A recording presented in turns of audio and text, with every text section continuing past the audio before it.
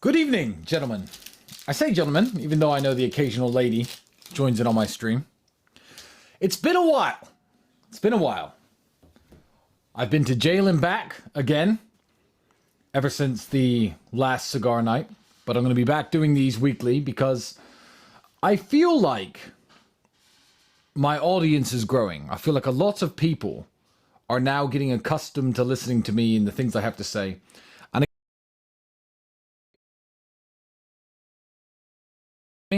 And people are actually interested in my opinions on things. So rather than type out all my answers on X, I'd rather give video replies on Rumble because they go viral anyway. And then people get to know my takes on things in the world. I appreciate all the support. This is a record-breaking cigar night already. We have more viewers than we ever normally have, which just goes to show that the attempts to silence my brother and I are failing in real time. They've been failing ever since they first started. So if you don't know how a cigar night works, it's very, very simple. I light a cigar and I answer your questions. Questions come in through super chats. I've already listed a few questions that were asked earlier to me, earlier on X to me. However, super chat questions are the ones that I'll be answering as and when things come in. So feel free to ask me anything important. I probably won't answer if it's too specific to you. If it's, hey Tristan, my name's Steven, I'm working for this much per hour, I have a business idea, I live in Connecticut, probably not going to dive into it unless it's a really big super chat. All the money, as you know, goes to Tate Pledge. The money used here is, the money given on Rumble is used to feed hungry children everywhere in the world. So I'm going to smoke the cigar, and around about the time I finish smoking the cigar, which should be about an hour or so, we should be done with this, and then I've got a surprise for everybody. So I decided to smoke an affordable cigar for once, which is a first. I'm not going to light it with a $72,000 lighter. This is not a $500, $600, $700 cigar. This is a nice, normally priced cigar that most of you can buy for around $20 to $30 anywhere in the world. Because I thought, what's the point in me flexing on everyone with all these expensive cigars? Because I don't even describe how they taste. I just answer questions and basically ignore the fact that I'm smoking a cigar. And the original point of Cigar Nights was to review the various tobaccos, but I've got so much to say in so little time, I never ever do. So this is a Perdomo 30th anniversary. The tobacco is Nicaraguan. It's aged for 15 years. As those of you who may have seen my impromptu sales pitch for cigars now understand, what gives a cigar its taste and its flavor is the time it takes and the process it takes to age the tobacco correctly before rolling it. So this one, whoever picked the leaves to put into this cigar and started aging them, did that 15 years ago. And here I am smoking this thing today. And again, $30, $40 tops. Very, very affordable. And highly recommended to you people at home. Shout out to Nicaragua, guys in the chat. Now, I've got a few questions and topics I'd like to cover. I don't play video clips because I'm not Mr. Producer. I just sit and speak. So first I'm going to light this and tell you how it is. I'm going to give you a 1 to 10 scale while the super chats are flooding in. Your most interesting ones I'm going to put to the side.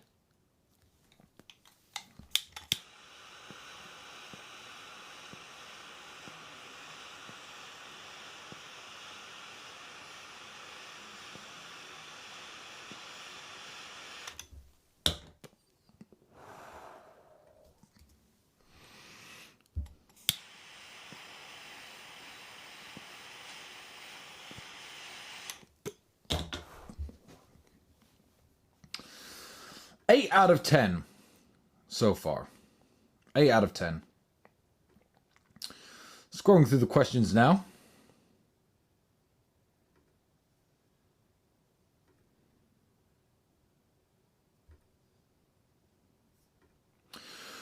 So I had a few questions come into me on X. Somebody sent me a clip of Professor Richard Dawkins, the famous atheist. He wrote books such as The God Delusion, The Reality, what's it called? I've read the book. The Magic of Reality, I believe it's called. Many books which I myself have read in my younger days. And Richard Dawkins has now come out as a cultural Christian.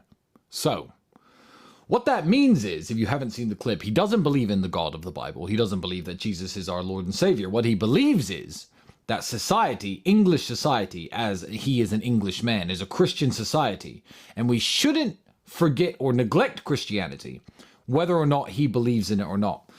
So he wants all the benefits of a Christian society without actually accepting Jesus Christ as his Lord and Savior, which is quite cute. But I'm going to talk about Richard Dawkins for a little bit, because people have sent me this clip and they've asked me what I think about him.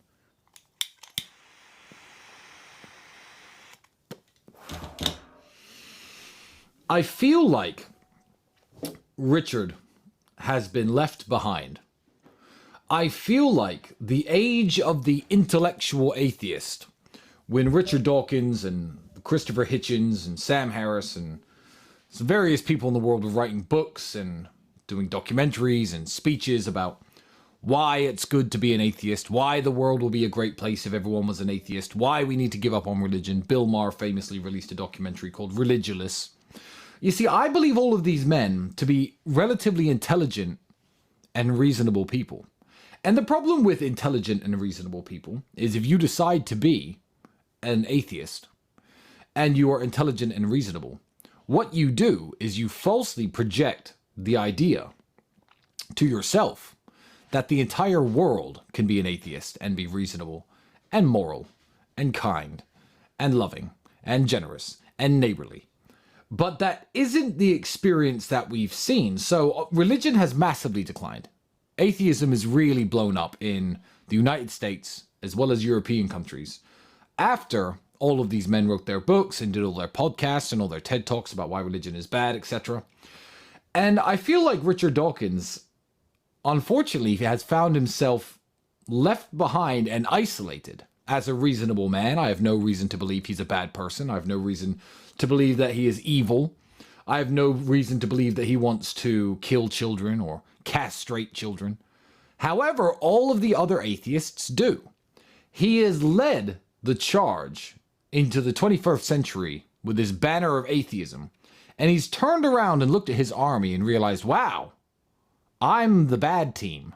I am the bad guy. And I'll tell you what I'm talking about in a moment. He is an evolutionary biologist. So biology is what he is educated in. He knows more about biology than me, and probably you, and probably most other people, because he's a highly educated individual. Books such as, did he write The Selfish Gene? He may have done. Anyway, again, an amazing book. The problem he's had is the atheists of the world, because it's not the Christians, it's not the Muslims, it's not the Jews, it's not the Hindus, it's not the Sikhs. No great religious leaders of the world are pushing ideas like boys are girls and girls are boys. Gender is fluid. You could pick your gender. You could choose to be a boy if you're a girl. You could choose to be a girl if you're a boy. Sex is not binary. It is fluid. Now, these are obviously ridiculous ideas and nobody with a reasonable mind thinks they're true. But the large groups of people who do live by this, the religion of gender ideology, are the atheists. And Christianity has preserved standard, general, biological facts. So has Islam. So has Judaism. So is Sikhism. So is Hinduism. Every single religious group of people in the world have preserved the ideas that Richard Dawkins knows more about than most of us here. Ideas like XX chromosomes make you a woman, XY chromosomes make you a man. So it's very funny, and it must be sadly ironic for Professor Dawkins to be sitting there with this new team of atheists that he's helped create and realize that they're all fucking insane. The idea that you should be aborting your children and that abortion is healthcare, again, I think is very evil. I understand the reasons behind some abortions, and I do believe that in some cases it is necessary. I'm not saying it should be illegal, but I'm saying it's not the Christians and the Muslims who are wearing t-shirts saying, I've had 20 abortions, so what, my body, my choice. That is all the atheists. And people, especially Western people, should be having more children, not less. So I feel like Richard must feel a little bit sad because I've seen him in the past in a documentary he did with Christopher Hitchens maybe 10 years ago, saying that if he could push a button and get rid of all religion in the world, he'd push it. He seems to have changed his mind.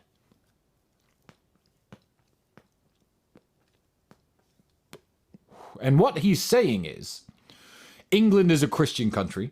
Our cathedrals, our churches, our art, our hymns, our poetry, our plays, everything that's been done in the name of Christianity is what makes England England. England is wonderful because of it, and England shouldn't be anything but a Christian nation. I don't know if he's particularly talking about, I think what he's doing is he's trying to juxtaposition himself and say, oh, I don't want it to become a Muslim nation. Essentially, it's becoming an atheist nation because of people like him, and he's now seen the light. Not seen the light for real, like I've seen the light. Not like you've seen the light, but he's seen a glimmer of the light. And he understands that religion is amazing for society, and it helps society function in a healthy, normal way. Now, I have a Muslim brother. I'm a Christian man myself. So what culture, what religion do I think England should be? Well, I am not one of the people who wants his own religion to be in charge of every country in the world. I understand that there are differences in the way that we worship God. I understand that certain countries run in different ways. I believe England should be a Christian nation. I believe its leaders should be Christian. I believe its politicians should be Christian. I believe its heroes and the people it promotes should be Christian. I believe its values and its ideals should be Christian. But I don't think the world should be Christian, because I think the Kingdom of Saudi Arabia should be a Muslim country. I think that these are cultural factors that have shaped the mindset of the people. In England, Christianity and the Bible. In Saudi Arabia, the Holy Quran and the teachings of the Prophet Muhammad, peace be upon him. They have shaped the culture of the people and the society so much so that they're an integral and important part of what that society is and what it means to be English, or what it means to be Saudi, or what it means to be, I don't know, Gujarati Hindu, for example. So I believe England should be a Christian nation. I believe that all of its leaders, etc., should be Christians. And Richard Dawkins he's found himself in a bit of a difficult situation, because he's now admitting that society is much better when it's underpinned with the teachings of Jesus Christ and the teachings of the Bible. Well, welcome to the club, Richard. I'll happily throw you a baptism anytime you like. I'm a long-time admirer of your work. I've read all of your books. However, I think you're slowly coming to the realization that made me explore Christianity again, and the realization that made me convert to Christianity again as an atheist. And that was, I looked at society, I looked at the other atheists, I looked at how they behave, I looked at how they think, and I thought, are these my people? Are these my people? Are these the people who I want in control of the world? Are these the people who I want as neighbors? Are these the people I want in society? And you'll very quickly find that the answer is absolutely not. Now, I'm getting a bit of backlash here when I say the leaders of England should be Christians, because as we know, the Prime Minister is not a Christian, he is a Hindu. Rather than backtrack, I'm going to give a little bit of a speech, and I'm going to get myself in more trouble. I think that's smart.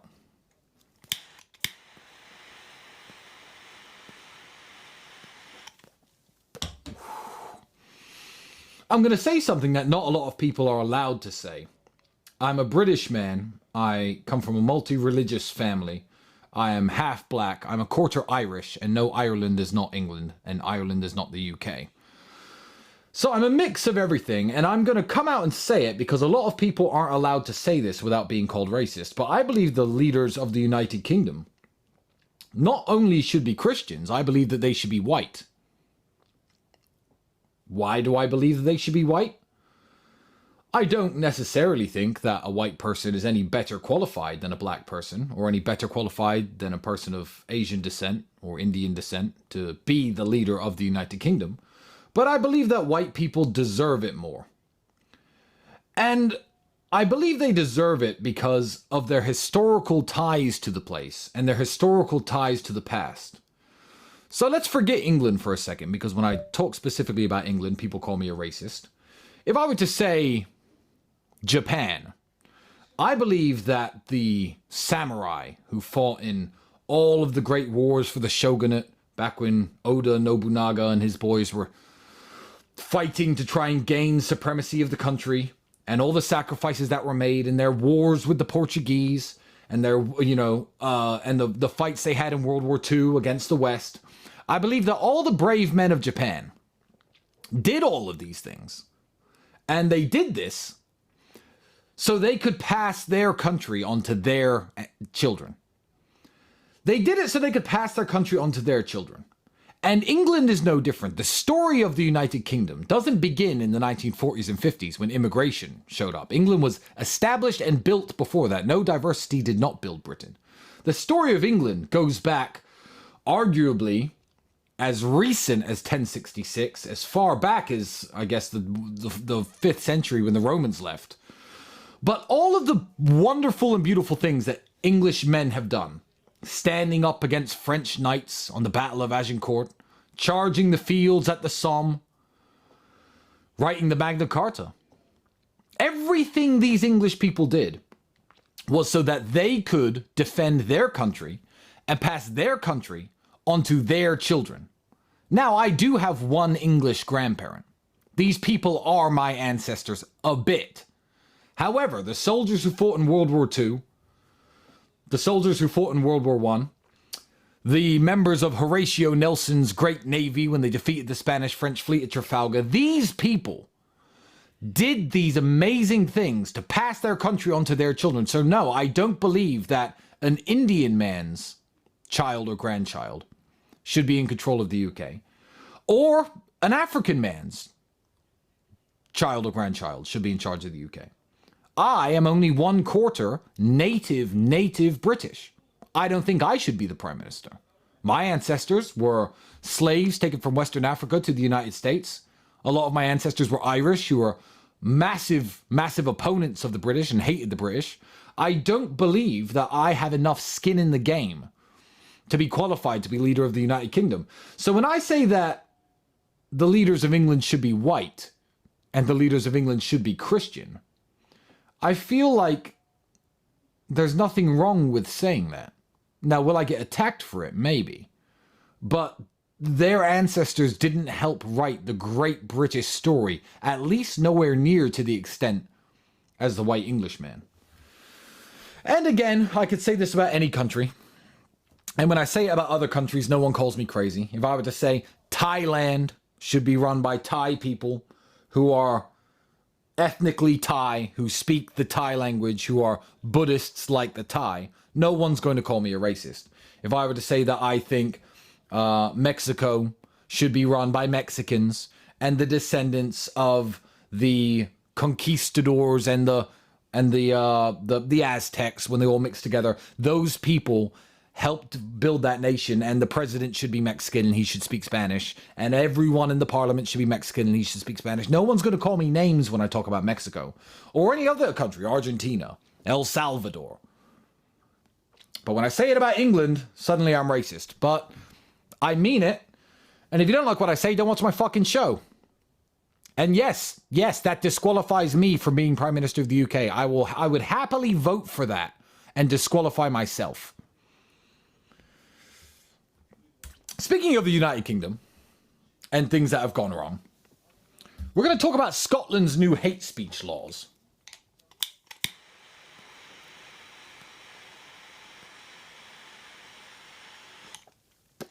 And hate speech laws are a tricky thing.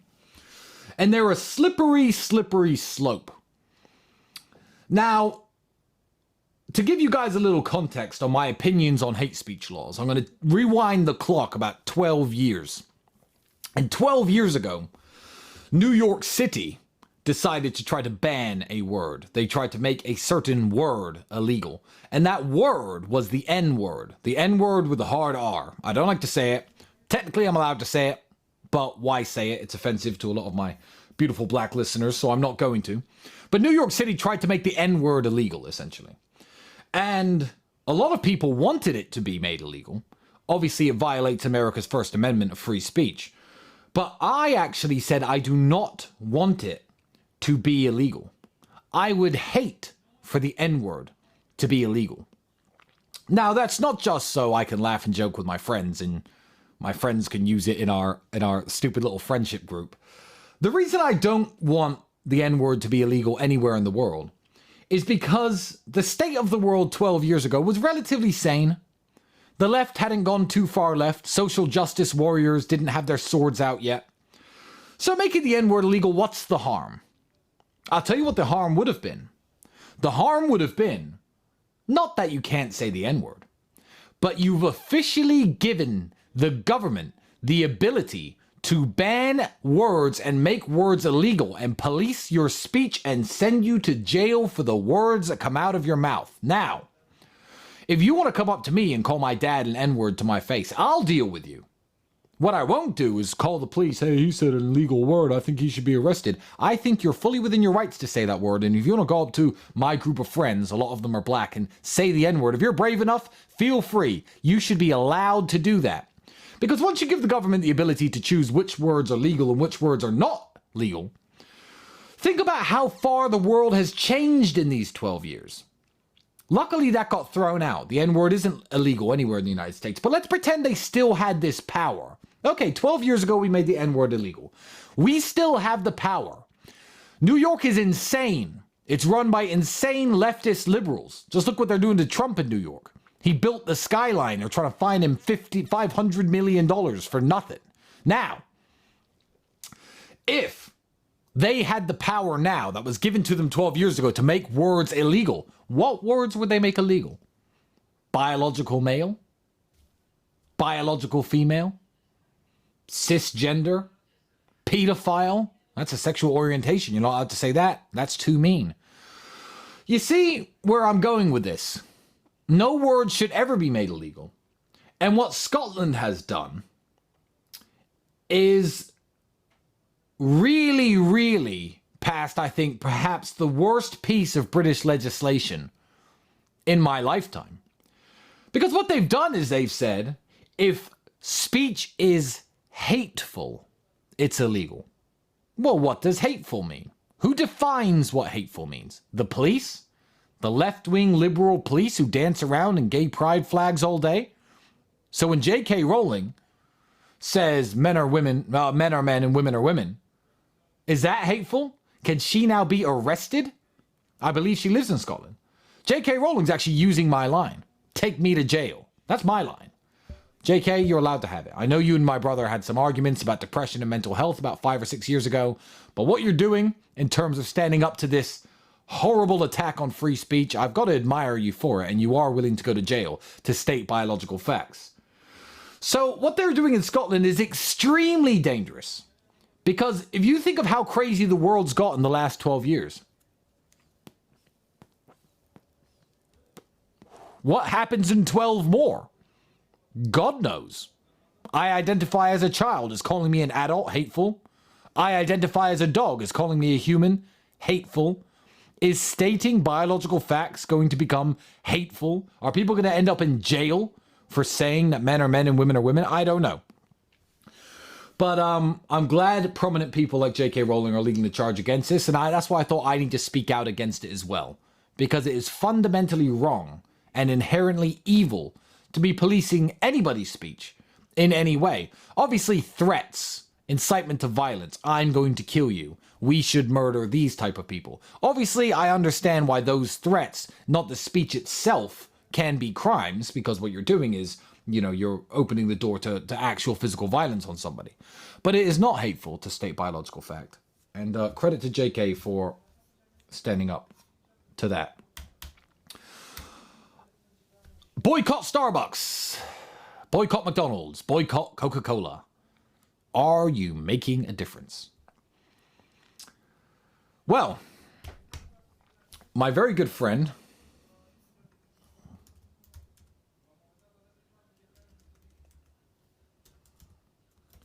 asked me about this today.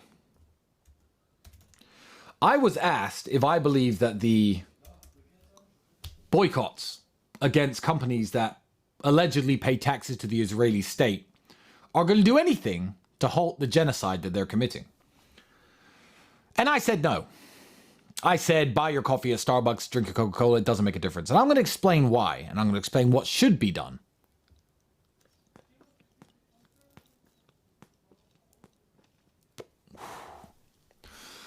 Free speech is super important, as I was just covering in my previous point. And what's happened is, now that free speech has been restored to the people, people who want to commit acts of evil, if they have control of the media, and no, I'm not talking about a religious group, I'm talking about a nation, by the way. People who control the media can commit horrible acts of violence and nobody ever checks them for it because they're in charge of, the New York Times and all the newspapers, and they can dictate events as they like. However, free speech on platforms like Rumble, platforms like X, have opened the door to people actually analyzing what's happening in the Middle East and what's being done in the Middle East. Now, this is the cure to the problem, because America is never going to abandon Israel. It's never going to turn its back on Israel. They're very close allies, and I believe they always will be. However, when people like the future president, the great Donald Trump, has now seen with his own eyes what's going on over there and said, look, Israel, you've taken it too far.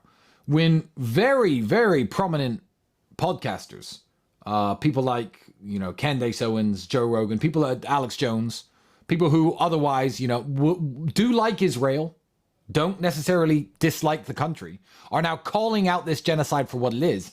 It's an important cultural shift, and free speech is the only way to fight it. You show the world what's happening and let people make up their own mind, because no decent person, no matter if you're Jewish, Muslim, or Christian, no decent person is in favor of what is happening in Gaza. And if you are, then take a look in the mirror. You're not a decent person.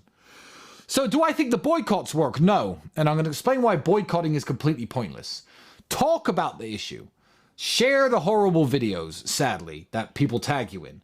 Talk to people on the ground. Donate money to help the children, like I do, and to help the people struggling over there to rebuild. But by all means, don't think that not buying Coca-Cola and not buying Starbucks is going to help at all. And I'm going to explain why. Let's pretend life is that simple. Obviously, Coca-Cola own the other drinks you're going to drink. I'm not going to get into that. Obviously, BlackRock own the shares in the coffee franchise that you go to. And if you don't go there, anywhere else you go, the smoothie shop is owned by the same people. Let's pretend it's actually simple.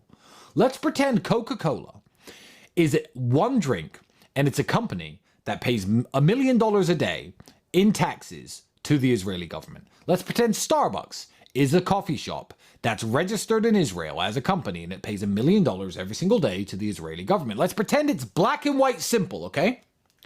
Well, if you boycott them and their revenues fall in half, then they only donate $500,000 a day to the Israeli government, which funds, obviously, the Israeli war effort. I would say the Israeli genocide myself. And if things were that simple, what kind of difference would it make? So you are the Israeli army. You get $1 million a day, $2 million a day, $1 million from Coca-Cola, $1 million from Starbucks, and you're waging your genocidal war. The money's cut in half because of the boycotts.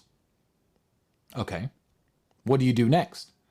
Well, who funds these campaigns? Who funds the military in Israel? The American taxpayer. But not just the American taxpayer, the American Federal Reserve. And where do they get money from? They make it up. They conjure it into existence. The money it needs to carry out its genocide is always going to be there, because they just type the numbers into a screen and they become real. The money becomes real immediately if you understand how fractional reserve banking works in the Federal Reserve. If you get how it works, all the money they need is already there in cyberspace, ready to be typed into existence to pay for its bombs and its weapons and its napalm and its bullets and its soldiers. So boycotting Starbucks ain't going to do a goddamn thing. However, the shift in public consciousness that has happened, even people like Piers Morgan are now calling out Israel and what they're doing. And him and my brother had a mighty clash about this on day one. Well, the cultural shift is what stops Americans from saying, I'm going to give money to this state. I'm going to fund this further. So buy your coffee, buy your burgers, buy your Coca-Cola, because that's not what's going to hurt them. Talking about the problem is what's going to hurt them. Just as I would speak openly against any genocide anywhere in the world, against any person. I'd speak openly against genocide being committed against Israelis just as much as I would Palestinians. I'm an anti-genocide person. And that's my political standpoint. People think I'm crazy? Well, I'm not. Speaking of Donald Trump, I got a few questions about him and his family on X. And the questions were along the lines of, do I think that there is future political leadership built into the Trump family?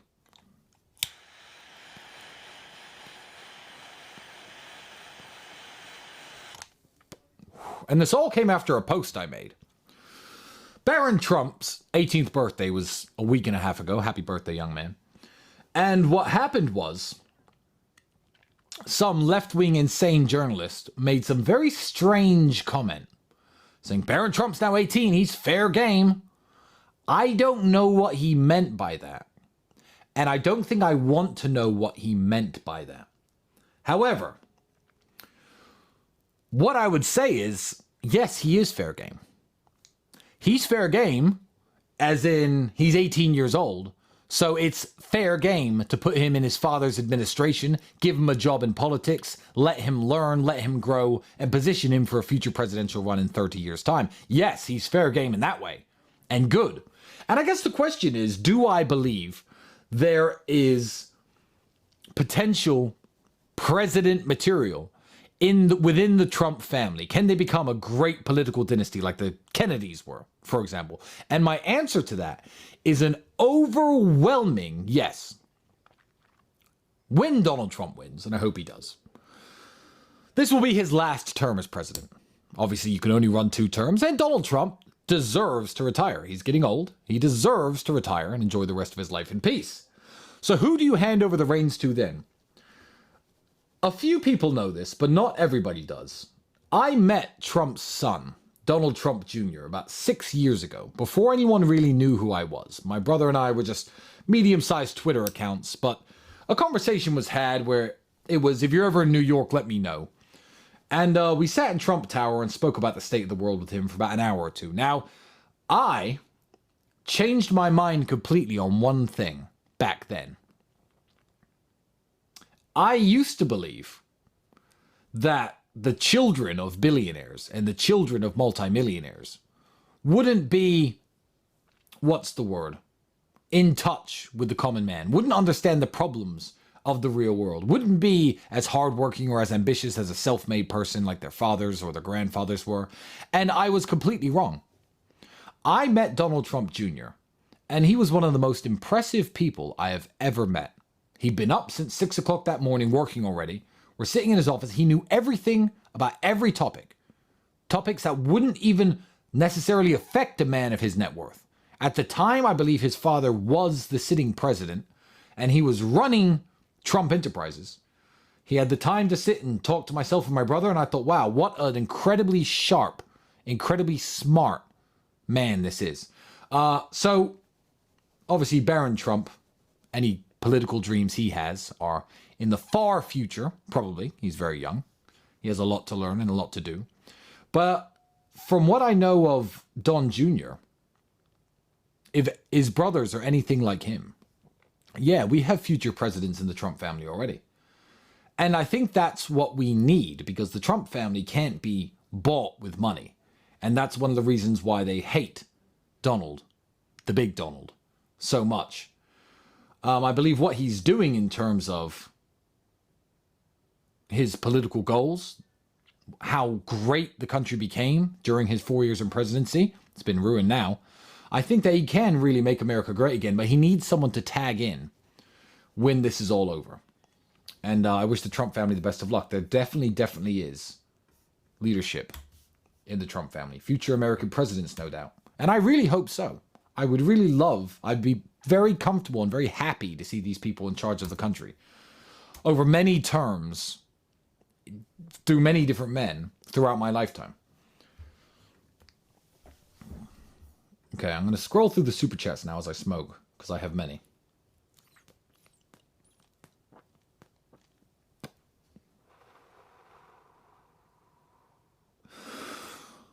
Can you stop saying rest in peace, Shaggy? Please.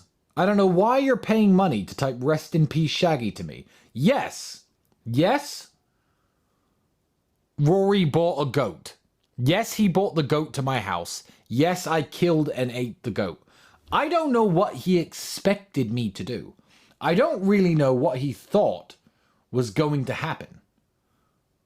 Of course I was going to kill his goat. Stop typing rest in peace Shaggy. I don't care about his goat. I'm not even calling it by its name. I care 0%. Hi, Tristan. Looks like you love freedom of speech. Blah, blah, blah. This particular chain is important because of freedom of speech, etc., etc. Ah, somebody, Heidi, wants me to shill their crypto. Interesting. Well, I'm not going to, and I'm not going to say the name of that particular chain online. Because why would I? Do I own some of the coins? I own lots of different coins. But the problem with me is, I don't want any fan of mine to take what I say as financial advice. And the cryptos that you're all sending to me, hoping that I pump, I see as potential failures. They could be potential failures. Do I have some? Sure, I've got some. But that doesn't matter. What I would say is, when I talk about crypto, I'm very careful. I like certain things that perhaps I'm not big enough to affect. I like Bitcoin. But if I say I like Bitcoin, I can't spike the Bitcoin price. Ethereum, again, very interesting. Venom Network, very, very interesting. But that's a whole chain, you see. That's an entire chain, not some individual coin that anyone can pump and dump. So I'm a big believer in quite a few projects, but if you send me super chats with particular names in it, I'm not going to read them out loud. Because I don't believe in them that much, and I don't like them that much. Where was I?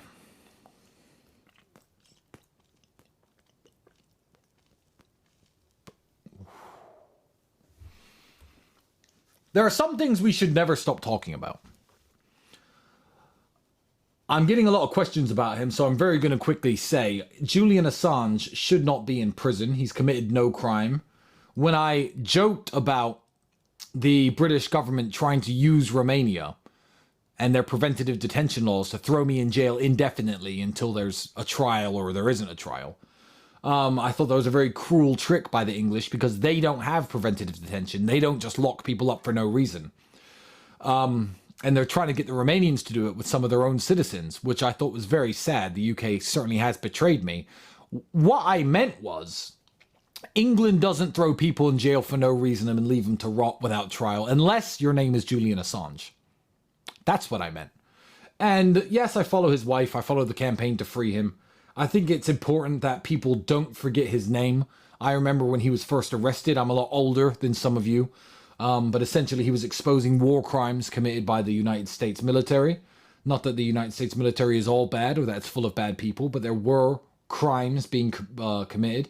He, I guess, released a lot of documents that people didn't want the average American who pays for these things to happen to actually see and to actually read.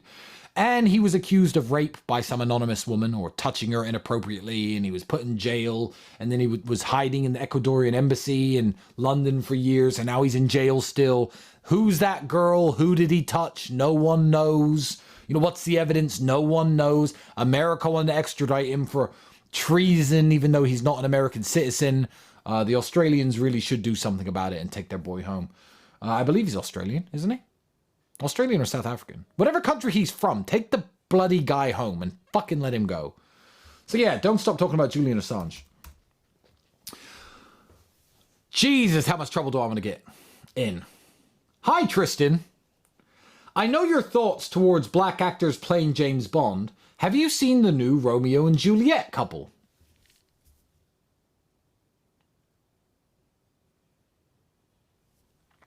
I have one word.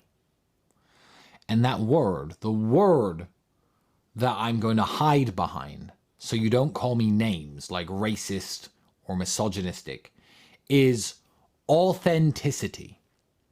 Authenticity is nice. I've read the Bond books. Yes, he should be white because it's authentic to the book and the creator who wrote the book. I feel like if you were to make a black Harry Potter, that's fine as long as J.K. Rowling does it.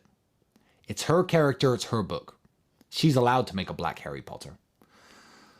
Ian Fleming is dead, however, so Bond should be white and nobody should be messing with the character he created. Now, Shakespeare is super dead. How much trouble do I want to get in? Obviously, Romeo and Juliet should be white. Both of them. Obviously. Shakespeare did not write the play about a black girl and a white guy. I know there are reimaginings of Romeo and Juliet, and Shakespeare's work is now off copyright, so you can do whatever you want with it. But let's just say Romeo and Juliet is about a handsome young man and a beautiful young woman.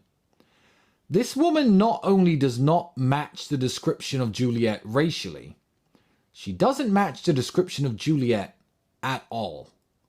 And I feel like it's a virtue signal to promote the play, because I wouldn't know about this if it wasn't done in this way.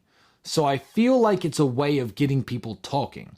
And if I were a black actor, I would feel very upset being cast in a role for a character which I do not fit the description of, just so it goes viral. And people who like authenticity will attack it, and people who are lunatics, who are happy to butcher everyone's work, will push it. I'd feel very used if I were a black actor or actress, and they put me in this role, just so it becomes some big viral hit that people get curious about and want to see. And I feel like that's been done. With Anne Boleyn, with The Little Mermaid, I feel like that's why it's done. And that's a very cheap way to use black actors. And I don't like it.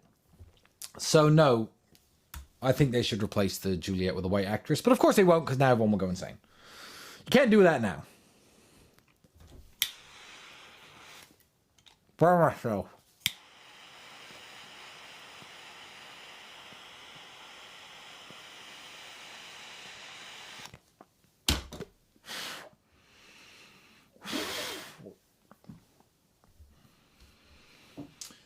Hi, Tristan. I'm a Romanian. What do you think about the future of immigration for Europe in regards to Romania?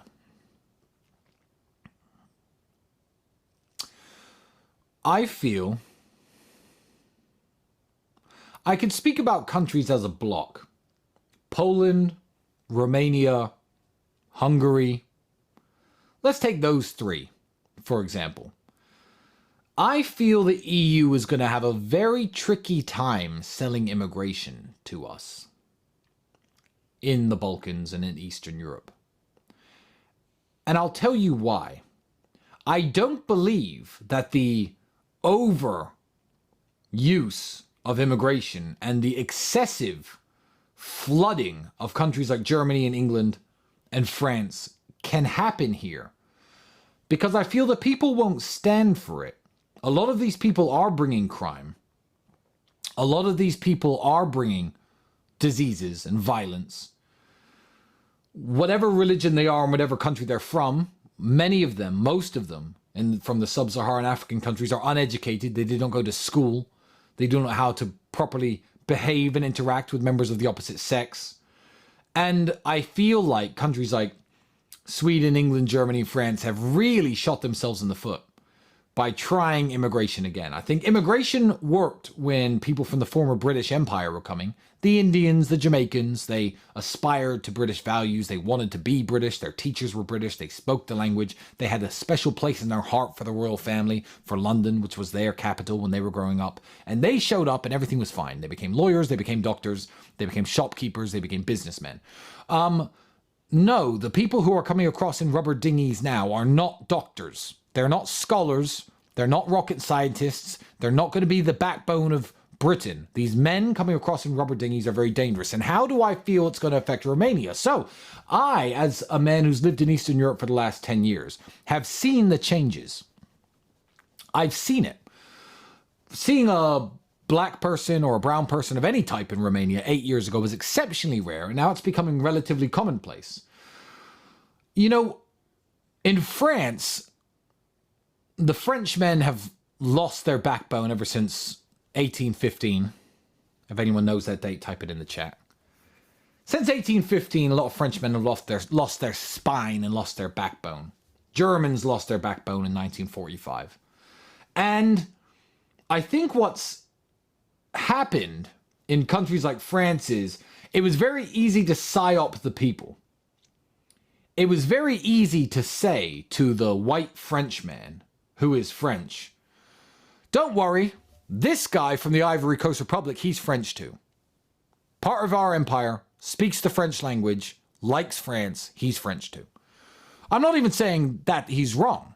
He's not ethnically and racially a Frenchman, but he comes from a French society and a French culture, and he was ruled by France. It's the same in England. We take people like even my friends of mine like Marcel, whose grandparents came to England from Jamaica. They came from the British Empire of Jamaica. So Marcel may be a black man, and he may not be ethnically British or ethnically white English. However, he is a British person, and British people, like myself, and I'm mixed race too, I'm half black myself, and we're all accepted as British people because of the way England was set up and the way France was set up in this big empirical system with its empire and its various colonies and our language being spread everywhere. It's going to be a very difficult sell to the Hungarians. It's going to be very difficult to tell Hungarians that people from Syria, you see where I'm going? There's never been Hungary. Arguably, there are parts of the world in Slovakia and Romania that the Hungarians, where ethnic Hungarians live that aren't Hungary. But Syria isn't one of them. Sierra Leone isn't one of them. Somalia isn't one of them. And it's going to be very, very difficult to convince the Hungarian man that these Somali men, who speak English at best, certainly not Hungarian, are the new Hungarians. And it's going to be very, very tricky to convince the Romanians that these people from the Democratic Republic of the Congo are the new Romanians. They're just as Romanian as you. Romania's never been set up as an empire. It's never had foreign colonies. It's never had any interest or doings in Africa. Obviously, people say white people are evil. They went to Africa, did X, Y, and Z. The Hungarians, the Romanians, the Slovaks, the Poles did precisely none of this ever. And I feel like it's going to be a very difficult sell to convince the Polish that the blacks and brown people who are ethnically different from them, from other parts of the world who don't know their language, are the new Poles. Yeah, it's going to be very difficult. And I also believe that the moment something bad happens, I don't feel these nations are going to stand for it. If something like a rape gang was uncovered, if something like a murder was committed, or rape was committed, or a few people who weren't of the Polish or Romanian or Hungarian ethnicity ran wild on New Year's Eve like they did in Germany and inappropriately groped and touched a bunch of women in their private parts, I believe there would be serious backlash.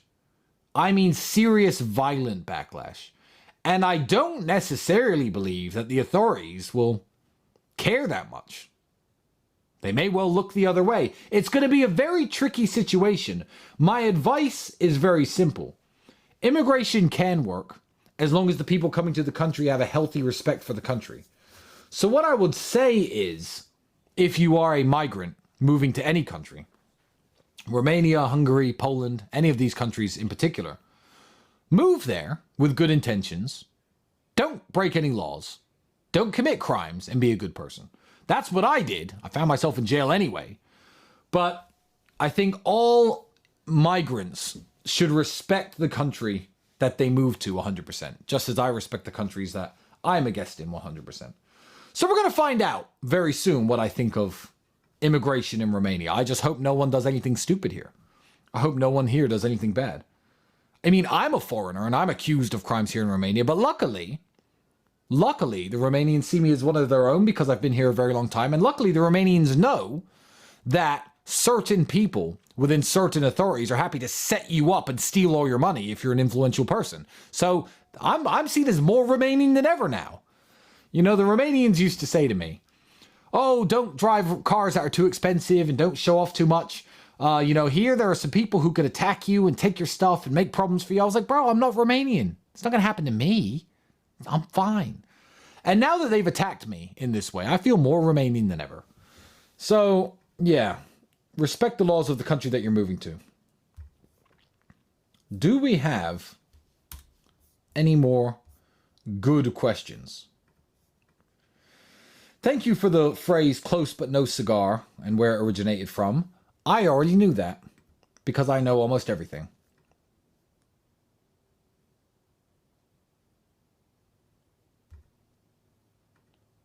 More rest in peace, Shaggy. I feel morally obligated to donate because of my $2.4 million win inside of the real world. I appreciate you reposting my win. The refined G on X. Yeah, I actually had the professors and the team dig into you a little bit and make sure that your $2.5 million merger acquisition deal that you did from knowledge learned with inside the real world was legit. And it was legit, and I then reposted it. So it's absolutely awesome that a young man like yourself can, learn the business skills we teach inside the real world and end up as a multimillionaire at such a young age. And credit to you. Join the real world. There's a link below. I think it's absolutely awesome. Every time I hear these success stories, it makes me just want to keep talking and keep going. I mean, obviously, we've been attacked in lots of ways. They've had journalists join and leave and say, I was a member and I found it this way. On my X account, there's page after page after page of wins from people inside the real world. Just pages of wins. People who've made millions, tens of thousands, hundreds of thousands, or just thousands. And they can't stop that. They cannot stop the real, genuine members of the real world from making money and from winning. And there's big things happening with the real world. It is the future. It's going to continue to grow and expand. And no matter what anybody does, I don't think it could possibly be stopped. So, good luck. University.com, you know where to find us. Hi, Tristan. What do you think about how Saddam Hussein ran Iraq? See, I like questions like this. I really like questions like this. I find them incredibly interesting. I'll tell you how Saddam Hussein ran Iraq. Americans were very easy to psyop. They're not easy to psyop anymore. I feel like America's waking up. But they were very easy to psyop. He had brown skin. He had a thick mustache. He was a Muslim. You say he's a terrorist and he's a bad guy and he's got weapons of mass destruction. Sure, let's send our young men to go and die in Iraq and kill 1 million innocent Iraqis. Yeah, sure, absolutely. See, that was the American mindset in the late 2000s. In the early 2000s. What's happened now, as I said, free speech, knowledge, information. Americans have become a lot more worldly, a lot more switched on. People like Muammar Gaddafi, who was killed recently, Americans now understand that there was no reason for him to be killed and his country to be destabilized. And I'll talk briefly about Saddam Hussein and what I think about him.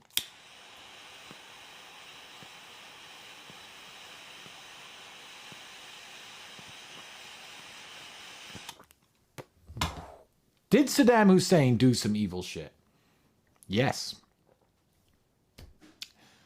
That's the answer. Yes, he did do some evil shit. Did Saddam Hussein lock up all of his political opponents and keep them in prison indefinitely for no reason? Without trial or charge? Yes, he did. But let me tell you something else about Saddam Hussein. Saddam Hussein was Iraqi to his core. You cut him, he bled Iraq. His bones were Iraq. He knew his country. I don't know Iraq. Americans don't know Iraq. And none of us know how to govern Iraq. Proven by the fact that America have had a hand in Iraq's politics ever since the invasion, and Iraq has turned to shit. I feel like Saddam Hussein knew his own country. So just as a very quick example, yes, he kept a bunch of political prisoners. He kept a bunch of people who he said were dangerous. And he said, these people against the regime, they're crazy. I need to lock them up. Listen, America, I know you don't understand. You don't have people like this here. These people are insane and I've locked them up because they're dangerous. America's like, well, there's no trial. You just locked them up. You shouldn't do that, as if America doesn't do that. Yeah, Julian Assange once again. Well, they got rid of Saddam Hussein, didn't they? And they released all these innocent people who were not found guilty of any crime. Turns out, all those people were ISIS. And they formed ISIS. I don't even like calling it ISIS because I don't believe it is an Islamic state. I believe the people of ISIS to be barbarians. And when they were released from Saddam Hussein's prisons, they started chopping people's heads off and burning people at the stake. So maybe, just maybe, Saddam Hussein, who was born in Iraq, lived in Iraq, ruled Iraq, knew everything about Iraq, knew how to run Iraq better than a bunch of white Americans who don't know shit about Iraq, who couldn't point to Iraq on a fucking map. Yeah, I believe Saddam Hussein should have been left in power. I believe Hosni Mubarak should have been left in power in Egypt. I believe that Muammar Gaddafi should have been left in power in Libya. I believe that these people should have been left to run their own countries.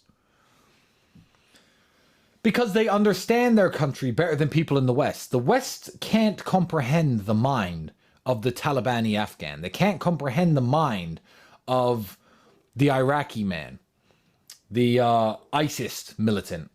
They can't. And it just didn't work out. Every time America has reared its ugly head in the Middle East and used its hand and its puppet strings to destabilize a country, nothing has got better. Ever. Sure, under Saddam Hussein you had political prisoners. But do you know how many car bombings you had during his entire presidency? 0. Not one. Would I trade Saddam Hussein back in power to bring back to life the 1 million people injured and killed in this unjust invasion, in this unjust war? Yes. Yes, I would. And I guess I'll use my last couple minutes to give a shout out to George Galloway, because my first ever notion of knowing who George Galloway was, I was maybe 16 years of age, and he was speaking against the war in Iraq. Him and some very old members of parliament in England who were alive during World War II were making very good points. The British used to say, oh, London could take it. Bombing us strengthens our resolve. And there were men in the UK Parliament House who were old enough to remember that rhetoric from World War II and to say, well, does bombing not strengthen their resolve? Why are they different to us? Do they not love their children and their country too? And George Galloway spoke against this. Now, me and George Galloway will disagree on loads of shit. Immigration, for one. Yeah, I think me and George Galloway would have a lot of disagreements. However, I'm glad he's there in the Houses of Parliament. I'm glad he is there because what he has done is he has upset the establishment, the established order that has taken the reins in the UK and disguises itself as different political parties, Labour and Conservative, when they're all ideologically the same, who take money from the same people. George Galloway is a maverick in there to upset the established order. So adding a little bit of chaos can't be a bad thing. Thank God for democracy. And God bless George Galloway. Godspeed, sir. And I wish you the very best in your career in British politics. Now, what I'm going to do is I've heard Nigel and Alex are streaming in my house when I'm supposed to do a cigar night. So what I'm going to do is I'm going to join their stream. If you're watching me, a few more questions of yours I am going to answer. But first and foremost, a button is going to come up. I want you to click that button that says join and join the other stream. Let me just check that it's all working correctly.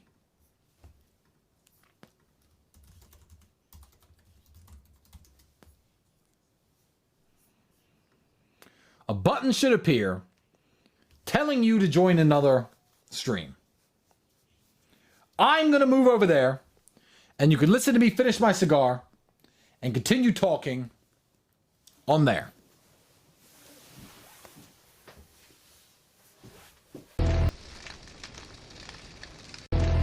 The raid has been initiated.